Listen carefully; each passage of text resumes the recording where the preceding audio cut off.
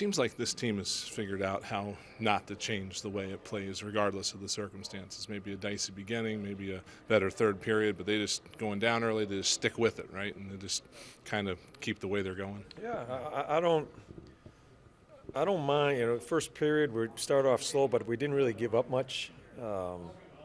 Really good offensive team we played against tonight. We wanted to make sure we were going to get our chances through our checking.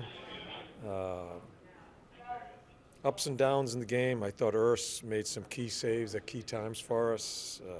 He's played so well, and we just find a way to win at the end.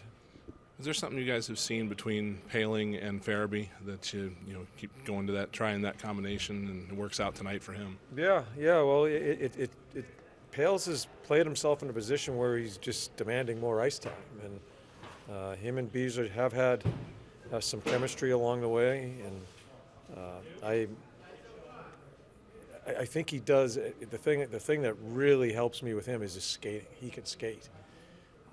And I have to find him more ice time, and so went with that and switched the line a little bit to put Garney there in the second half of the game.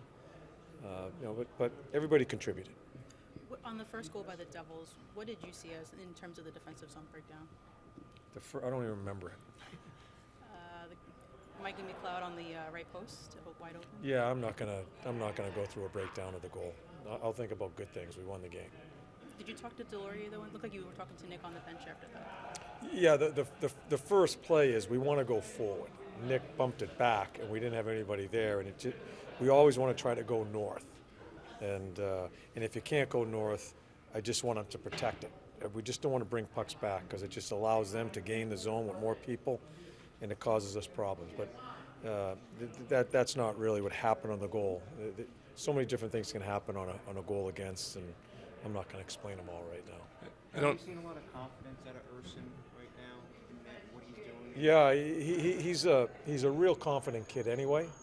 The thing that's impressed me about him is when he was struggling early on, he owned it. He talked about how disappointed he was in his play, and basically it was almost saying, "I'm going to play better," and he has. Each start that he gets, he looks bigger to me.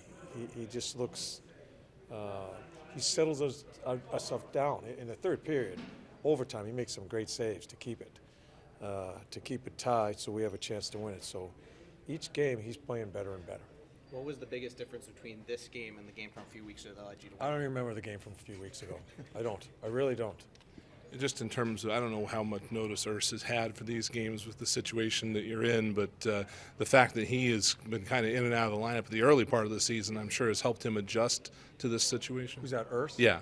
Yeah, I think Dilly has done a terrific job with him, just getting him ready. It's a tough job when Carter's been playing really well all year long, and he has to wait his turn. And Dilly kept him prepared. I do think he has an inner fight with himself how he started the season, and I think that's kind of propelled him to try to get himself back to. We watched him play last year. He played really well last year after a god awful situation in Carolina. Put him back in after he was awful, and I think he just revs himself up to be better, and that's mental. That isn't a physical skill. That's a mental skill. And how about the play Tippett made in overtime there for the winner? Yeah, he anticipates a drop pass or whatever happened there, and it's just a great shot. Tip has had so many chances, leads our team in chances throughout the year. Had a couple of those earlier in the game.